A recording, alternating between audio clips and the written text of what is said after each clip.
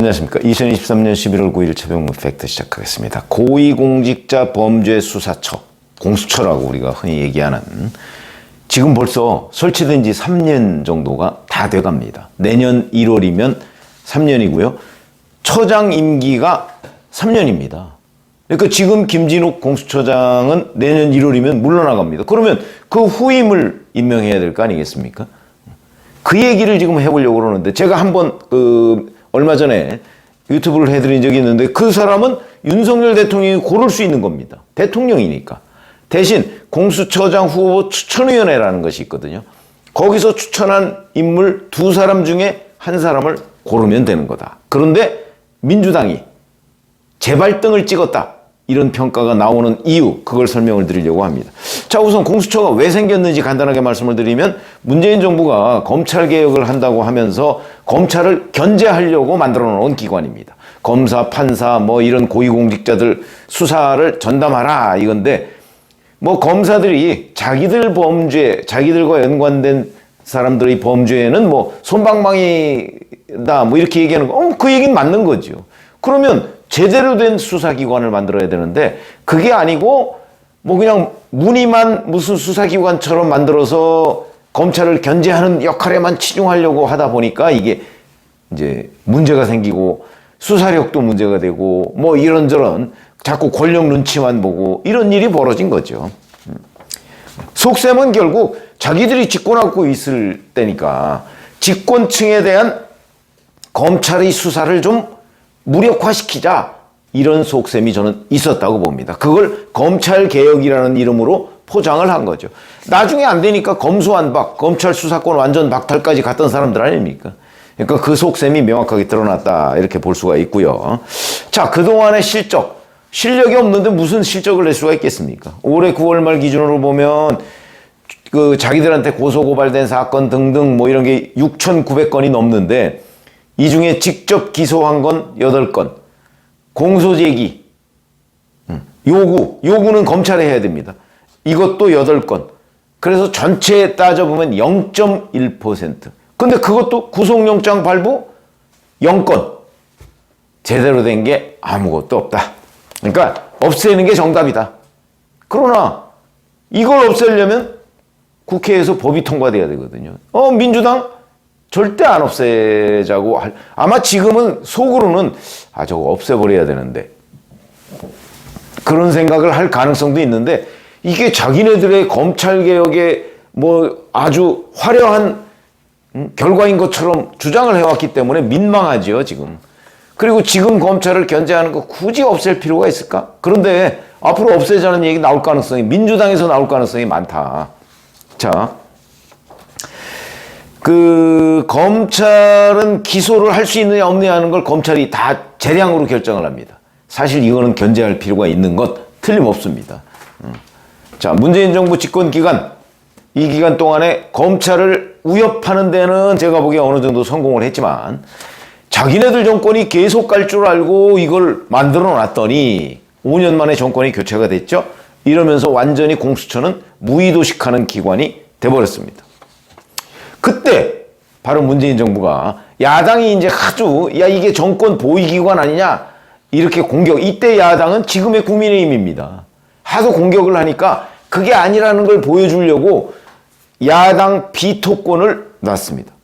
무슨 얘기냐면, 그러니까 자기네들이 전횡을 해서 공수처를 마음대로 주무를 수 있는 게 아니다. 더군다나 공수처장 지명하는데 대통령의, 당시 문재인 대통령이죠. 문재인 대통령의 입김이 절대적으로 들어가는 거 아니다. 이걸 국민들한테 보여주려고 이제 이른바 윤색을 좀 한 거죠. 그게 뭐냐면, 공수처장 후보 추천위원회는 7명으로 구성됩니다.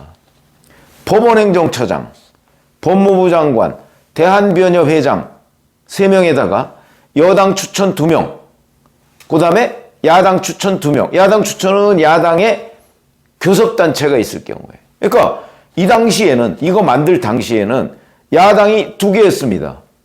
그러니까 그때 미래통합당인가 자유한국당인가, 지금 현재 국민의힘 전신이 하나 있고 바른미래당이 있었습니다.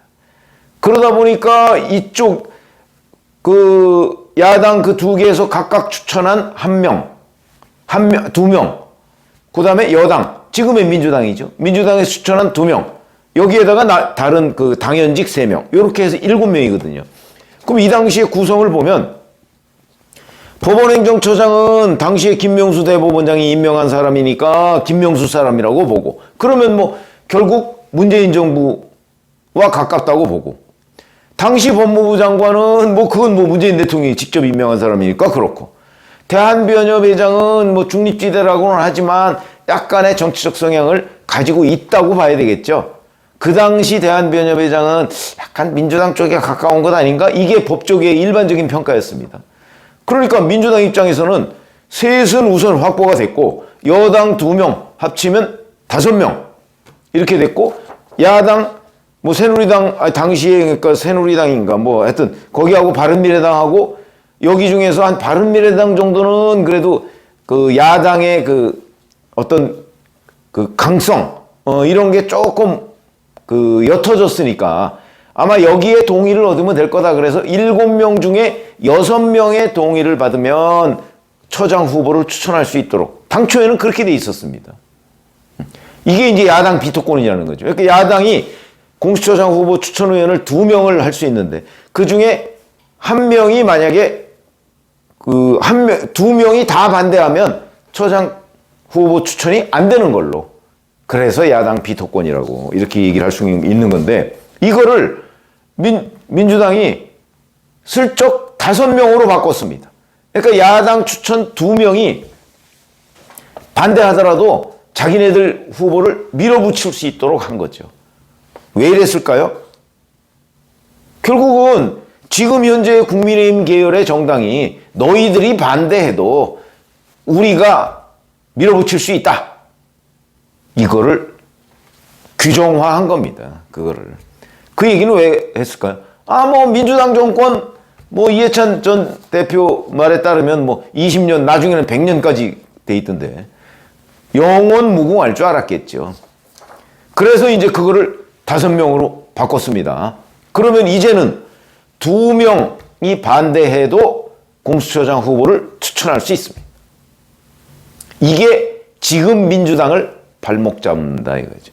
자충수다. 재발등을 찍었다. 왜? 이런 거죠. 어제 공수처장 후보 추천위원 의촉식이 있었고요. 첫 번째 회의를 했습니다. 지금 현재 공수처장 후보 추천위원회가 어떻게 되어 있냐면, 김상환 법원행정처장, 이 사람은 김명수 대법원장이 임명한 사람입니다. 한동훈 법무부 장관, 그 다음에 김영훈 변협회장. 자, 그러면 김상환 법원행정처장은 뭐 문재인 정부 쪽에 아무래도 조금 경도돼 있다고 우리가 평가를 해야 될 것이고, 한동훈 법무부 장관은 뭐 말할 것도 없고, 김영훈 변협회장은 뭐 중립지대인데, 그건 뭐 변협 멤버니까 중립지대인데, 그건 이제 좀 합리 뭐 이런 걸로 설득이 돼야 되겠죠. 국민의힘 추천 2명은 누구냐면 공수처 폐지론자입니다. 사회정의를 바라는 전국 교수 모임. 왜냐면 흔히 우리가 왜 정교모 이렇게 얘기하는, 거기 사무총장인 이호선 국민대 교수. 공수처 폐지론자입니다. 이 사람이 공수처장 후보 추천위원으로 간 거죠. 자, 그 다음에 공수처 초대 수사자문단장 출신인, 검사장 출신의 박윤혜 변호사. 요 2사람이 공수처장 후보 추천위원으로 들어갔고요. 민주당에서는 누구를 추천했냐면, 문재인 정부 때 법무부에서 법무실장을 했던 이상갑 변호사라는 사람이 있습니다. 이 사람하고 윤석열 검찰총장 징계위원장을 했던 사람 아시죠? 정한중 한국외국어대 교수. 2를 추천했습니다. 자, 제가 보기에는 이 여야 추천 이 4명을 보면 완전 전사들로 보입니다. 전사들. 아마 세게 붙겠죠. 아마 이 사람들 사이에 합의라는 건 없을 것으로 보입니다. 그럼 합의는 어디에 이루어지느냐? 그러니까 이 여당 2명, 야당 2명은 제가 보건대는 이거는 다 그냥 없는 것처럼 쳐야 할 구조고, 결국은 다른 3명, 법원행정처장, 법무부 장관, 변협회장 이 사람들이 결정하는 거나 마찬가지다. 여야 2명은 그냥 뭐 1대1 비겼다 이렇게 볼 수 있죠. 그러면 이제 법원행정처장, 법무부 장관, 대한변협회장 그것도 법원행정처장은 뭐 문재인 정부하고 좀 가깝다고 평가를 받으면 변협회장이 결정을 하는 거나 거의 마찬가지가 됩니다. 그러면 지금 야당 2명은 뭐 무조건 반대할 테니까 무조건 반대할 거고 공수처장 뭐 무슨 아마 자기네들이 이제 추천하겠죠? 그런데 윤석열 대통령한테 2명을 추천해야 됩니다. 그러면 아마 늘 우리가 그 예상을 해보면 국민의힘 추천자 1명, 민주당 추천자 1명 이렇게 2명이 올라가는데 국민의힘 추천자는 뭐 틀림없이 검사 출신이 될 거고 그 다음에 민주당 추천자는 틀림없이 판사 출신이 될 겁니다. 왜냐하면 민주당 측의 목표는 공수처의 그 수사 기능을 활성화하도록 하지 않는 게 목표니까 그냥 무력화시키려고 하는 거니까 공수처가 정말 칼날을 들이대고 검사, 판사, 고위공직자 이런 사람들에 대해서 눈에 불을 켜고 비리를 잡아내기 위해서 노력을 하면 지금 사법부도 긴장해야 될 거고 검찰도 긴장해야 되겠죠. 민주당이 바라지 않는 겁니다. 그거는. 그렇기 때문에 민주당은 아마 판사 출신을 하려고 할 거다. 그러면 누구를 윤석열 대통령은 지명할까? 검사 출신을 지명하겠죠. 왜냐하면 윤 대통령으로서는 검사, 판사, 고위공직자에 대한 견제 필요하다. 이렇게 생각할 거거든요. 그런데 이렇게 한번 생각해 보시죠. 야당이 추천하는 그 사람을 관철시킬 수 있느냐? 이래서 재발등 찍기라고 얘기하는 겁니다. 야당 2명 자기네들 합의를 해서 이제 어느 판사 출신을 하나 추천했다고 할 때 거기에 김성환 법원행정처장이 동의할 수 있습니다. 전 조금 문재인 정부 김명수 대법원장이 임명한 사람이니까.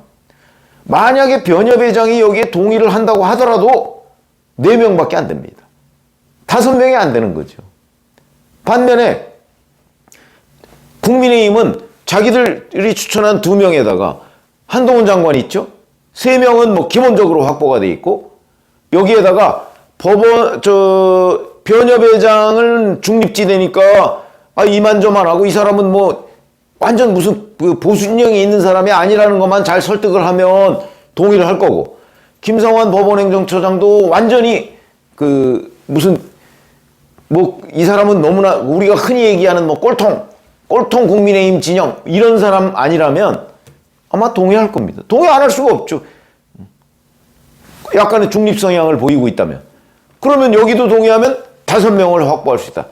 간단하게 얘기하면 민주당은 죽었다 깨어나도 5명 확보가 안 되는데 국민의힘은 5명 확보가 가능하다.